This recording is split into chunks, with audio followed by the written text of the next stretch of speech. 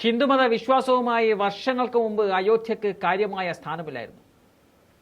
BJP അധികാരത്തിൽ എത്തിയതിനു പിന്നാലെ ബോധപൂർവം തന്നെ അയോധ്യയെ പുണ്യസ്ഥലമാക്കി BJPക്കാർ മാറ്റുകയും രാമക്ഷേത്രം അവിടെ ഉയരുകയും ചെയ്തു.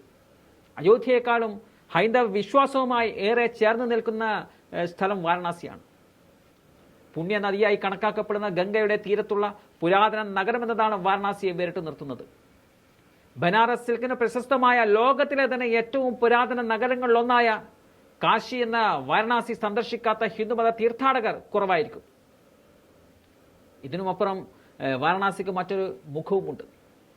ദിവസത്തിന്റെ പകുതി മണിക്കൂറുകൾ വൈദ്യുതിയില്ലാത്ത, കുടിവെള്ളമില്ലാത്ത, മാലിന്യങ്ങൾ കുന്നുകൂടി കിടക്കുന്ന, കുഴികൾ നിറഞ്ഞ ഇടുങ്ങിയ റോഡുകളുള്ള, മൃഗങ്ങളും മനുഷ്യരും നടക്കാനും അതിജീവിക്കാനും പൊരുതുന്ന, ജീർണിച്ചുകൊണ്ടിരിക്കുന്ന ഒരു നഗരം മാത്രമായിരുന്നു വാരണാസി. ഗ്യാൻവാപ്പി പള്ളിയിൽ ഹിന്ദുക്കൾക്കും ആരാധന നടത്താമെന്ന ജില്ലാ കോടതിയുടെ വിധി വന്നതിന് പിന്നാലെ വീണ്ടും വാരണാസി വാർത്തകളിൽ നിറഞ്ഞിരിക്കുകയാണ്. വിധിക്കെതിരെ സുപ്രീം കോടതിയിൽ ഹർജി ഫയൽ ചെയ്ത് കഴിഞ്ഞിരിക്കുകയാണ്. അനുകൂലമാകുമെന്ന പ്രതീക്ഷയിലാണ് പള്ളി അധികാരികൾ. എന്തായാലും പ്രസിദ്ധമായ ഒരു RSS മുദ്രാവാക്യമുണ്ട്. അതിങ്ങനെയാണ്: ഇതാദ്യ ചുവടാണ്, കാശിയും മധുരയും ഇനിയും ബാക്കിയാണ്. 1992 രാമജന്മഭൂമിയിൽ ക്ഷേത്രമെന്ന ആവശ്യം ഉന്നയിച്ചുകൊണ്ട് സോമനാഥിൽ നിന്നും അയോധ്യയിലേക്ക് LK അദ്വാനി നടത്തിയ രഥയാത്രയിലാണ് ഈ മുദ്രാവാക്യം ഉയർന്നത്. അയോധ്യ സംഘപരിവാർ കീഴടക്കി കഴിഞ്ഞു. മുറപ്രകാരം ഇനിയുള്ളത് കാശിയാണ്, പിന്നാലെ മധുരയും. കാശി അഥവാ വാരണാസി അയോധ്യയെ പോലെ മധുരയോളം തന്നെ വേണ്ടപ്പെട്ടതാണ് ഹിന്ദുത്വ രാഷ്ട്രീയത്തിന്. കോൺഗ്രസിനെയും ജനതാ പാർട്ടിയെയും എന്തിനേറെ പറയുന്നു ഒരിക്കൽ CPM-നെയും വിജയിപ്പിച്ചിട്ടുള്ള വാരണാസി 2004 മാറ്റി നിർത്തിയാൽ 1996 മുതൽ BJPയുടെ പോക്കറ്റിലാണുള്ളത്. ഇന്ന് അവിടെ നിന്നുള്ള പാർലമെന്റ് അംഗം പ്രധാനമന്ത്രി നരേന്ദ്രമോദിയാണ്.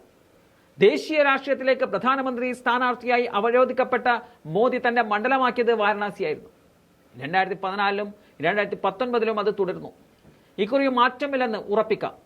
ഇന്നത്തെ വാരണാസി എന്നാൽ വർഷങ്ങളായി അരങ്ങേറിക്കൊണ്ടിരിക്കുന്ന വർഗീയവത്കരണവും അതുവഴിയുണ്ടാക്കിയ സാമുദായിക ധ്രുവീകരണവുമാണ്. അതുതന്നെയാണ് നരേന്ദ്രമോദി വാരണാസിയിൽ കണ്ണുവെച്ചതിന് കാരണവുമെന്ന് പറയാം. ജയം മാത്രം മതിയായിരുന്നുവെങ്കിൽ മോദിക്ക് ഗുജറാത്തിലോ അല്ലെങ്കിൽ UPയിലെ മറ്റേതെങ്കിലും സീറ്റിലോ മത്സരിച്ചാൽ മതിയായിരുന്നു. എന്നാൽ ഹിന്ദു ഹൃദയ സാമ്രാട്ട് ഇന്ത്യ ഭരിക്കണമെങ്കിൽ ഗുജറാത്ത് മാതൃകയിലുള്ള വികസനം മാത്രം മതിയാകില്ലെന്ന് വ്യക്തമായിരുന്നു. അവിടെ സാമുദായിക ധ്രുവീകരണം ഉണ്ടാക്കണമെന്നും ഹിന്ദു ഉണരണമെന്നും മോദിക്കും സംഘപരിവാറിനും അറിയാമായിരുന്നു.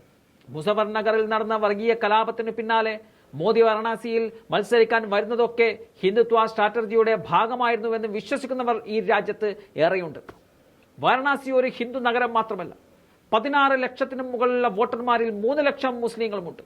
2 ലക്ഷം ബ്രാഹ്മണരും 2.5 ലക്ഷം കുർമി പട്ടേലുകളും 1 ലക്ഷം വീതം ഭൂമിഹാരും പട്ടികജാതിക്കാരും ഇവിടെ ഉണ്ട്. BJP ഹിന്ദു വോട്ടുകൾ നേടി ഇവിടെ വിജയിക്കുമ്പോൾ തന്നെ മുസ്ലിം വോട്ടുകളിൽ നല്ല ശതമാനവും രാഷ്ട്രീയപരമായി വോട്ട് ചെയ്യുന്നവരാണ്. 2009-ലെ തെരഞ്ഞെടുപ്പിൽ BSP ടിക്കറ്റിൽ മത്സരിച്ച മുഖ്താർ അൻസാരി എന്ന റോബിൻഹുഡ് പരിവേഷമുള്ള മാഫിയ തലവൻ BJPയുടെ ബ്രാഹ്മണ സ്ഥാനാർത്ഥി മുരളി മനോഹർ ജോഷിയെ വിറപ്പിച്ച് വിട്ടത് രാജ്യം കണ്ടതാണ്. വെറും 17,000 വോട്ടിന്റെ ഭൂരിപക്ഷമാണ് അന്ന് ജോഷിക്കുണ്ടായിരുന്നത്. അവിടെ തന്നെയാണ് കുറച്ച് നാടകീയ പരിവേഷത്തോടെ അരവിന്ദ് കെജ്രിവാൾ മോദിയെ നേരിടാൻ ഇറങ്ങി തിരിച്ച് പരാജയപ്പെട്ടത്.